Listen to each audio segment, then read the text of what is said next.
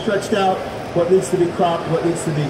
So sometimes I drag, if it's a good quick build, I drag every piece of footage into the timeline, speed it up 4 times, export it, and then it's like a 20-minute video, and I go through it quick and I see where it needs to get cut, stretched, pulled back together, get it down to like a tight 10 minutes, or shorter or longer, whatever it needs to be. I let the build dictate how long it should be. But if it ends up being like 20 minutes long, I really get in there and I chop it down. That's too long for a build video. Yep. 10 minutes, and so that takes me 2 hours on a quick one, 2 days on a long one.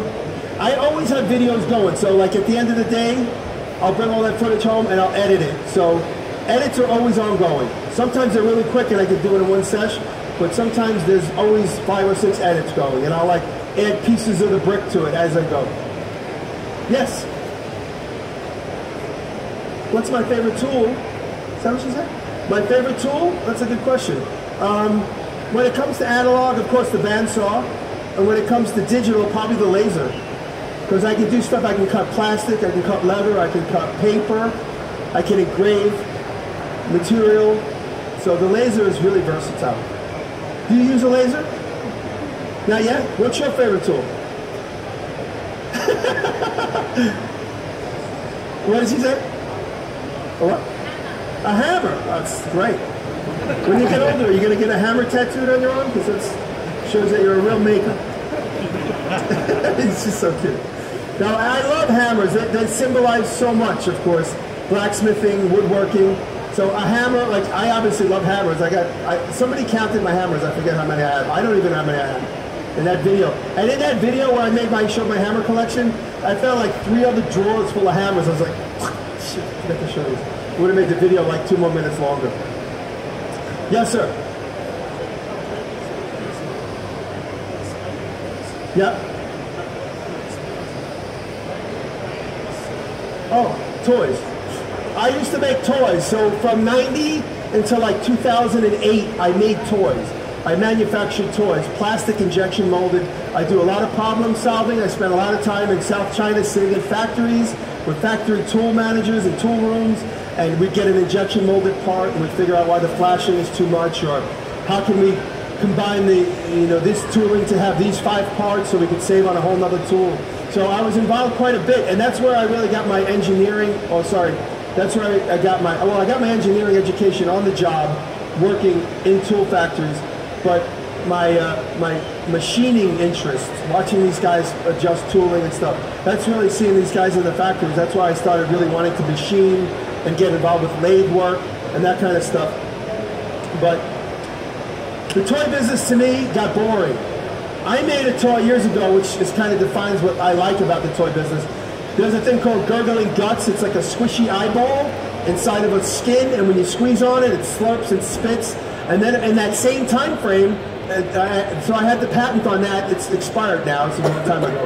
That's called Gurgling Ducks. So that was my main invention that I did. That was my most prolific invention, my most popular one. I invented a lot of things, but that, and right after that, we came up with a product where it was like a PVC rubber ball, but it had that ballistic gel inside of it, and when you squeeze it, the ballistic gel would gush out.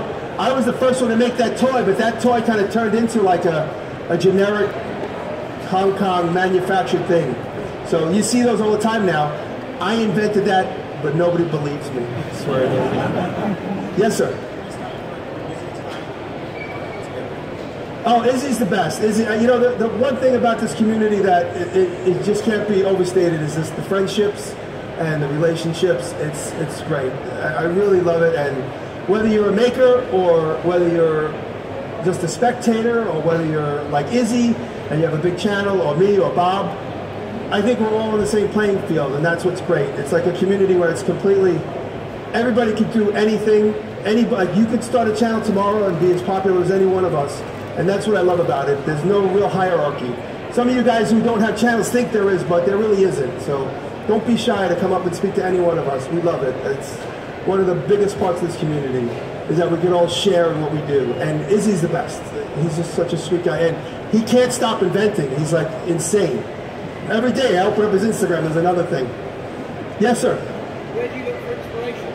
Where do I go for inspiration? I just walk around New York, or I go to flea markets a lot. like, I'm kind of like, now at this point I'm addicted. It's like, every Sunday morning I have to get up and go to the flea market. Now that it's started, the winter's over. In New York, I go to the flea market near my house. Every Sunday morning I get up, I go to the flea market. I walk through it quickly, and in it I'm like, oh, look at that tool I never saw. Look at that potato peeler I never saw. Look at that hatchet I never saw, that rake. And some of the guys here have gone to the flea market with me, and I mean, isn't it insane? Like, I shop with my eyes. I mean, I might spend $500 or I might spend $1, but just walking through that flea market is really one of the most important things for me, I think, right now.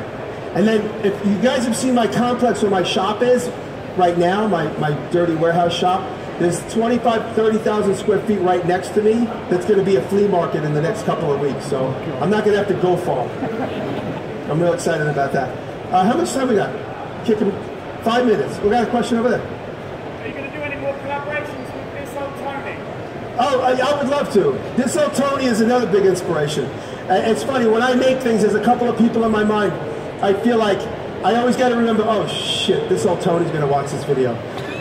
Or I know Marco Terenzi isn't watching me that much. I just assume he's not because he's not a big YouTuber. But if anybody's watching Marco's Instagram, I always think to myself, when I'm having a hard time working, especially with something small, Marco would do this and he would make it perfect. So I kind of have that in the back of my mind. So I have a couple of YouTubers. But this old Tony has been, if you guys don't know this old Tony, you got to watch him. He's incredibly funny and he's amazingly skilled at what he does. He's a machinist and a teacher. I mean, he's equally skilled at being funny, teaching, and machining. And it's top notch on all three of those things. Questions? I'll get you next. Sir. Oh, the little hands. The little hands is just a joke. I'll tell you the genesis of the little hands.